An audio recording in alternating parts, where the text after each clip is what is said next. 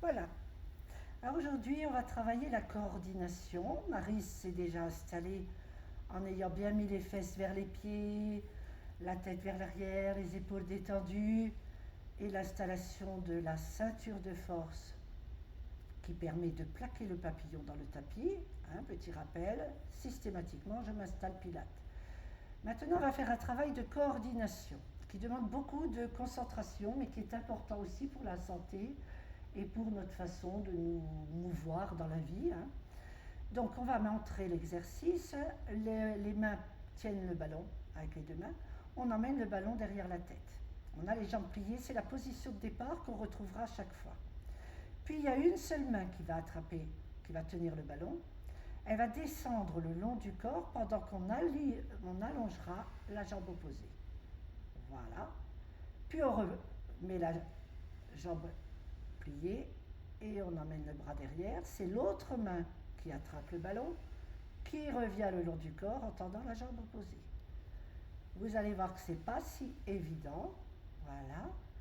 Pendant tout ce temps-là, on a notre attention sur le papillon du string parce que ça va faire un beau travail non seulement de lubrification de l'épaule, mais du ventre qui permet au papillon du string de rester plaqué même quand on tend ou le bras ou la jambe. Voilà. Vous êtes dans l'esprit Pilates, j'immobilise le bassin et les lombaires par la ceinture de force, par ce ventre rentré, le papillon plaqué. Il suffit de penser au papillon. Voilà. Je précise qu'on peut en plus, pour être vraiment Pilates, visualiser les pointes des omoplates dans le tapis. Donc là, on est vraiment dans un travail. J'ai mes épaules détendues, j'ai ma nuque détendue, j'arrive à coordonner mes mouvements. Voilà, donc quand on tend la jambe, on peut en plus pousser sur le talon, ça permet un étirement plus. Voilà, tout en douceur. Très bien, maintenant, voilà, super. Voyez, au bout d'un moment, alors au début c'est dur, n'hésitez pas à corriger, à bien vérifier, est-ce que c'est bien la jambe opposée au bras qui descend que j'étire. Voilà, avec une stabilité totale du bassin et des lombaires. Alors maintenant on va faire un travail où c'est les deux bras et les deux jambes en même temps. Alors là ça va changer un peu, c'est que j'ai les deux bras à l'arrière et là je tends les deux jambes en même temps. Non, je garde les bras vers l'arrière, voilà, je tends tout et là on va tout ramener au centre en serrant périnée, ventre. Voilà, parfait Maryse. Ah ouais, là j'ai vu que c'était immobile au niveau du bassin. À l'inspire, j'étire tout. Allez, je tends les jambes, je tends les bras. J'ai toujours mon papillon plaqué. J'ai le mouvement qui part des ailes. Périnée souffle. Très bien. Donc vraiment, là, vous avez pu voir, si vous regardez la vidéo, que son ventre n'a pas bougé d'un poil. On voit que le bassin est immobile et que le ventre n'a pas gonflé quand elle ramène ses jambes. Voilà, ça c'est très important. Et ça a l'air de rien, mais alors de plus en plus, tu vas pouvoir le faire avec des jambes détendues, des bras détendus, mais une ceinture inébranlable. Très bien. On va couper l'exercice en faisant un pont et on recommencera une deuxième série après. Comme le cours d'avant, la troisième série, vous la ferez tout seul sans la vidéo.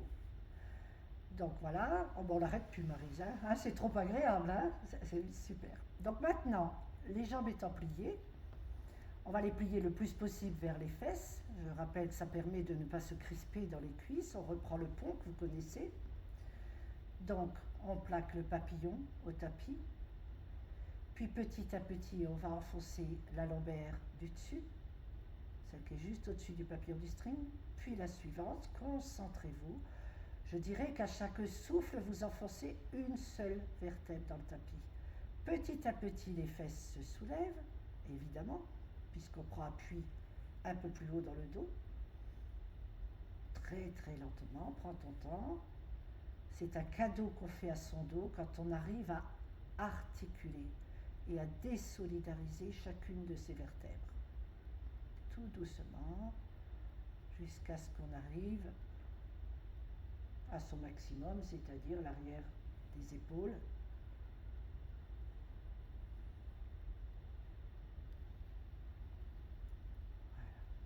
Et là, alors elle a un petit ballon, vous pouvez en avoir un plus petit, hein, c'est pas obligé d'être grand comme ça.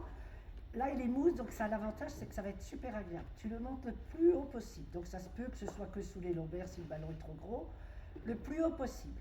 Voilà. Et là, on se pose sur le ballon, on lâche. Oh, que c'est agréable. On se détend sur le ballon. On a les jambes détendues. Puis petit à petit, on fera descendre le ballon. Donc là, quand on veut rebouger le ballon, on recontracte périnée et ventre, on installe la ceinture pour protéger, on tient le ballon avec les deux mains, on soulève un peu et on descend le ballon d'1 centimètre. On se repose dessus, on prend le temps de se détendre, complètement relâcher tout. Voilà, on peut même le faire plus longtemps, hein, Marie. Prends le temps, ça te fera du bien. On n'est pas là pour faire un exercice à toute vitesse. On prend le temps vraiment d'avoir un résultat dans son dos qui va être tout détendu.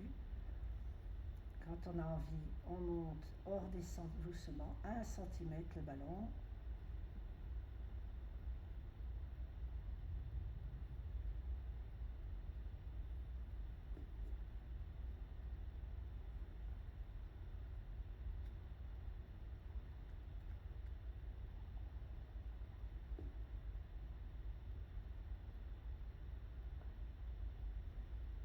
Et petit à petit, le ballon va glisser sous les fesses.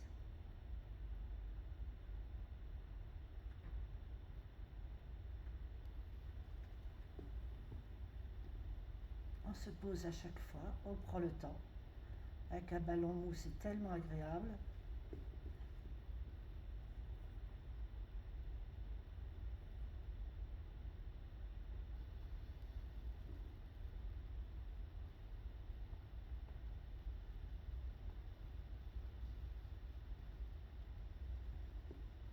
Voilà, chaque fois qu'on remonte, on prend, on se met en sécurité, on resserre périnée et ventre, on stabilise le bas du dos et le bassin par sa ceinture, et puis après quand on se pose, on se laisse. Alors là, ce qui est intéressant quand on se pose sur le ballon, surtout là quand on arrive au niveau du bassin, c'est de sentir combien le haut du dos se dépose au tapis, mais avec une lourdeur qui est extraordinaire. Ça veut vraiment dire que ce dos a été étiré. Étiré. Vous allez voir, quand vous serez à la fin, vous aurez mis le ballon le plus bas possible et que tout le dos sera posé. Il n'y aura plus un seul creux sous votre dos. Voilà. Ah, c'est beau. Ah, quand je vois des dos souples, vous ne pouvez pas savoir la joie que ça me procure. Je suis trop contente que mes élèves soient si bien. Voilà. Ah, le dos est bien posé, Maryse? Oui, tout lourd, tout lourd. Donc là, tu vas avoir le plaisir de reprendre le ballon. On va faire la deuxième série. Voilà, les deux mains derrière, les deux jambes pliées au départ. Une seule main descend en étirant la jambe opposée. Avec un papillon toujours plaqué. La main qui tient le ballon descend et on étire la jambe opposée. Très bien. Puis on repart, on replie, on remet en position de départ. On change la main de ballon, le ballon de main plutôt. Voilà. Hop. Et on étire, on pousse sur le talon. Et on coordonne. Et pendant tout ce temps-là, le ventre reste rentré, le bassin fixe, le papillon du string au tapis. Et on sent le mouvement des bras partant des ailes, des pointes des omoplates dans le tapis. Visualisez-les.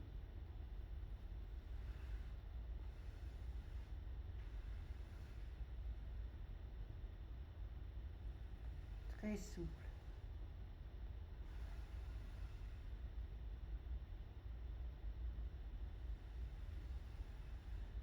Voilà. Puis on va faire les deux. Donc on a les deux bras derrière cette fois. Enfin, on peut avoir les deux mains devant, là, pliées. On ramène les deux bras, voilà, les deux mains sur le ventre. Là, c'est comme si on était replié. À l'inspire, on étire tout, et les bras et les jambes. Voilà, sans décoller le papillon du string. Et attention, périnée souffle, allez-y, périnée souffle, on ramène. Très bien. À l'inspire, on s'étire. Voilà, on s'étire. Et peut-être que les bras sont de plus en plus souples. Ça peut être intéressant de constater que dans la deuxième série, on arrive à avoir un mouvement des bras très détendu pour que l'articulation au niveau de l'épaule se lubrifie. Hein. Plus c'est détendu, plus vous faites du bien à vos épaules.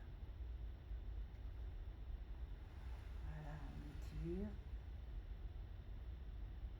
Périnée souffle, on remonte. Voilà, le ventre bien rentré qui plaque le papillon du string au tapis. Mouvement. Donc ce que j'explique, c'est que souvent Pilate avait fait des exercices avec des machines qui permettaient d'étirer et tout, et de vraiment coordonner les mouvements ensemble.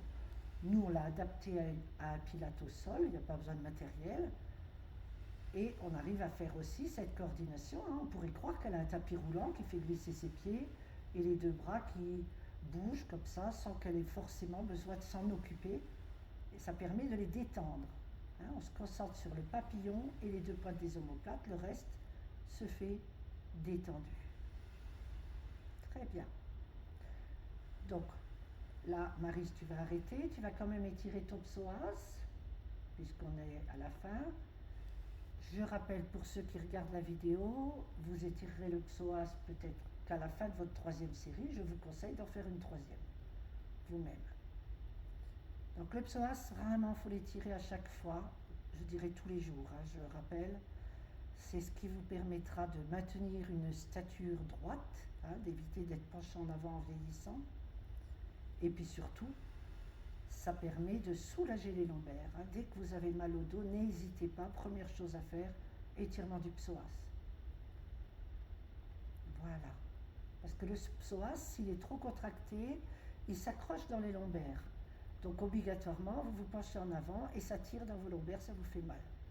Donc étirez, étirez. Le psoas, c'est vraiment le muscle qui passe dans l'aine de la jambe tendue. Donc vous pouvez même visualiser cet endroit et vous dire, je lâche à cet endroit, je laisse se détendre, s'ouvrir, l'aine qui s'ouvre.